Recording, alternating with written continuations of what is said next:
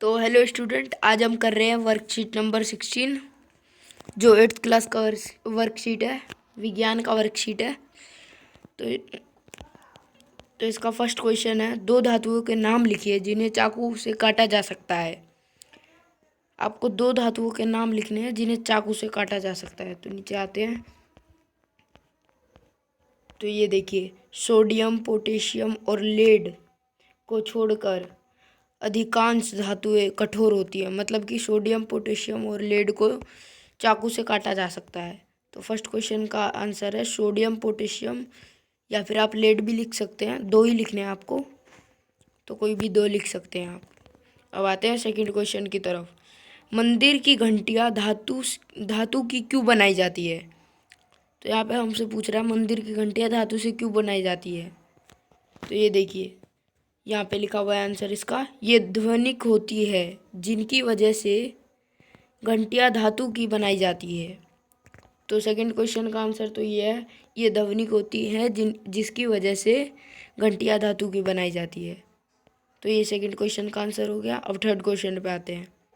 अपने आसपास उपस्थित किन्हीं चार धातुओं और अधातुओं के नाम लिखिए। अपने उपस्थित किसी चार धातुओं और अधातुओं के नाम लिखने हैं। तो लोहा सभी के यहाँ उपस्थित होता है, सोना भी सभी के यहाँ उपस्थित होता है, कॉपर भी होता है सभी के यहाँ उपस्थित, और सोडियम भी सभी के यहाँ उपस्थित ही होता है। तो ये चार धातुओं के नाम हो गए जो सभी के यहाँ उपस्थित होते हैं। और अब अधातुओं पे आते हैं। तो अधातु होता है, कार्बन सबके यहाँ होता है, ऑक्सीजन भी होता है, नाइट्रोजन भी होता है, और आयोडीन भी सबके यहाँ उपस्थित होता है। तो ये चार हो गए अधातुओं के नाम। तो थर्ड क्वेश्चन का आंसर तो ये हो गया, लोहा, सोना, कॉपर, सोडियम, और धातुओं में लोहा, सोना, कॉपर, सोडियम, और अधातुओं में कार्बन, ऑक्सीजन, नाइट्रोजन और आयोडीन। ये हो गया। अब आते हैं क्वेश्चन नंबर 4 की तरफ। धातुओं और अधातुओं में अंतर स्पष्ट कीजिए। धातुओं और अधातुओं में अंतर बताना है हमको।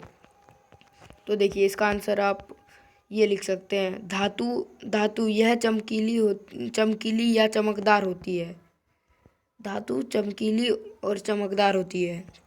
अधातु यह निष्प्रभ, मलिन या चमकदार नहीं होती, आयोडीन को छोड़कर। तो फोर्थ क्वेश्चन का आंसर ये हो गया। अब आते हैं 5 क्वेश्चन की तरफ। क्वेश्चन नंबर 5 में लिखा हुआ है, एक ऐसी धातु का नाम बताइए जो जो जो कमरे के ताप पर द्रव अवस्था में होती है। ऐसी धातु का नाम बताना है जो कमरे के ताप पर द्रव अवस्था में होती है। तो इस क्वेश्चन का आंसर तो ये हो गया, ये अधातु में है। ये धातु, जैसे कि अधातु ठोस, द्रव और गैस तीनों अवस्था में पाई जाती है। तो 5 क्वेश्चन का आंसर ये हो गया।